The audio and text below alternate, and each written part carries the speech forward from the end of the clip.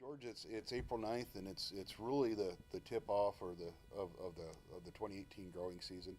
It doesn't feel like it today. We had what Snow on the yeah, ground 4 to 6 inches of snow last night again, but we're at that time of year. We'll go from snow to 60, 70 degrees in a by short the end amount of of the time. week, By the time it's maybe. going to go pretty fast. So if I'm a grower, I'm probably getting a little bit anxious, ready to get out there. But what are some words of advice that you'd have for a grower as we sit here today, waiting for the snow to melt off?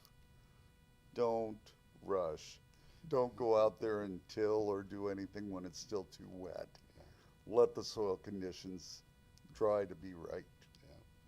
yeah. There's a lot of planting that goes into every crop, and you only get a chance to plant to do it right once. Yeah, if you go out there and cause some compaction, or go out there with the planter when it's a little bit wet and cause some sidewall compaction, or you're not getting good seed to soil contact, you've affected the entire season and your whole yield potential. So it'd be better to plant 10 days later than to plant when the conditions aren't right.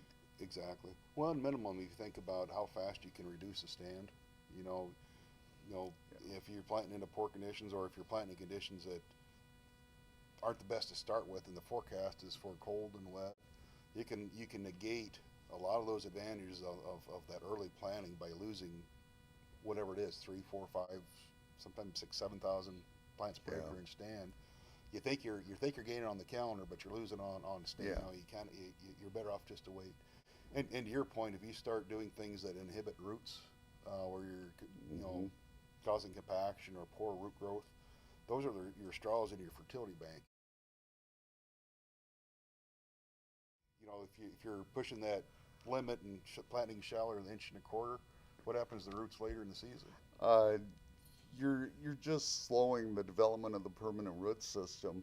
I personally like a 2-inch planting depth, uh, and normally would not go any shallower than an inch and a quarter, inch and a half. You got the radicle and seminal coming out of the root.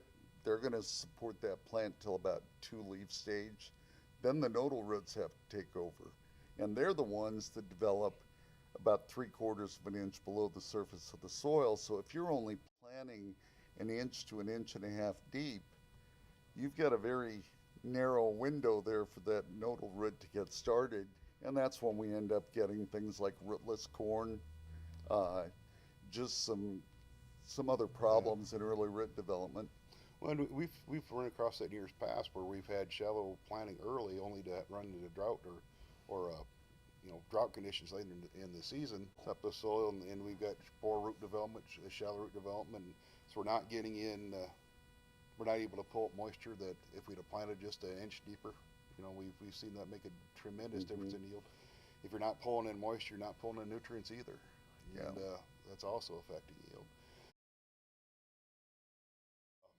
There's a lot of anhydrous in last fall, but there's still a bunch that needs to go on yet this spring. Hmm. What are the words? Is there any words of wisdom there? Is guys starting to look at that calendar and start getting nervous? Uh, to me, the number one is make sure conditions are right. Then, when you do go out there, make sure you're getting the depth, that the knives are going deep enough and they're sealing behind it to keep that elliptical zone of the anhydrous down there.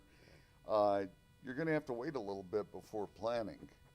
And what is the rule of thumb? Is it usually about 10 days? Yeah, we usually talk about leaving it about 10 days. Give that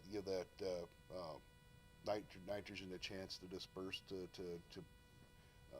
avoid the chances of sealing injury due to where that salt band is at, where the Yeah. knives. If it stays cool like this, what should they be doing as far as which That's hybrids to plant? that's a good call out because like you said, if you look at conditions now, there's the planting is probably going to start with some challenging conditions off the bat, and really what a grower needs to do is sit down with their seed expert, their DSM or their agronomist, and really kind of go through the plant me first hybrids or the wait to plant hybrids. And Have you had any guys already talking to you about being nervous about the maturity of products they've got bought?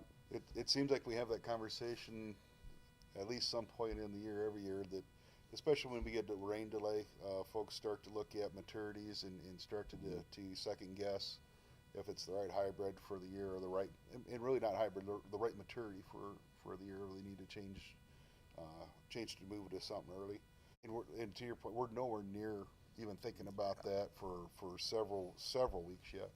But if we get into, we start facing the first part of June, if we're that far out, that's something different. And even then, if we're going to do it, jumping 2 RMs, going for 112 to 110 or 114, 112 isn't going to make a big difference. Yeah.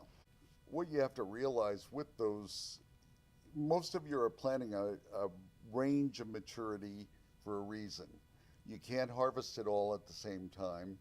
You want some fuller season ones to stand out there for later harvest. If you look at yield potential, I mean, there's a reason you picked that variety in the first place. I mean, it had the maximum yield potential for that acre you're planting on. And inherently, when we start switching to earlier and earlier varieties, we kind of, especially in southern Iowa, we start giving up some of that yield potential off the bat. Hopefully, the next time you and I catch up with each other, Hopefully it'll be warm and we Warmer. can be outside. Yeah. And, Yeah.